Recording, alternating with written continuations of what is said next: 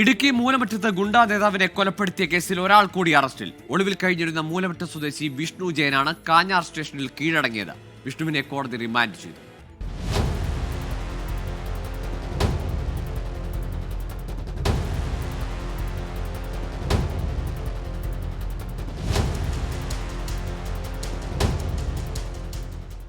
മേലുകാവ് എരുമപ്രയിലെ ഗുണ്ടാ നേതാവ് സാജൻ സാമുവലിനെ കൊലപ്പെടുത്തിയ കേസിൽ എല്ലാ പ്രതികളും അറസ്റ്റിലായി.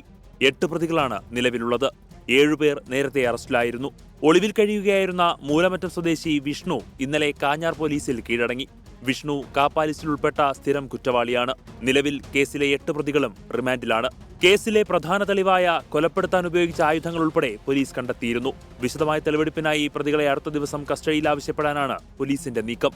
വ്യക്തിവൈരാഗ്യത്തെ തുടർന്ന് ജനുവരി 30-നാണ് ഗുണ്ടാ നേതാവായ സാജൻ സാമുവലിനെ 8-അംഗ സംഘം അതിക്രൂരമായി കൊലപ്പെടുത്തിയത്. മേലുകാവിൽ വെച്ച് കൊലപ്പെടുത്തിയ ശേഷം മൃതദേഹം മൂലമറ്റത്തെ തേക്കിൻകൂപ്പിൽ ഓട്ടോറിക്ഷയിലെത്തിച്ച് ഉപേക്ഷിക്കുകയായിരുന്നു. ഗുണ്ടാ നേതാവും കൊലക്കേസ് പ്രതിയുമായിരുന്നു സാജൻ സാമുവൽ. 24 ഇടുക്കി.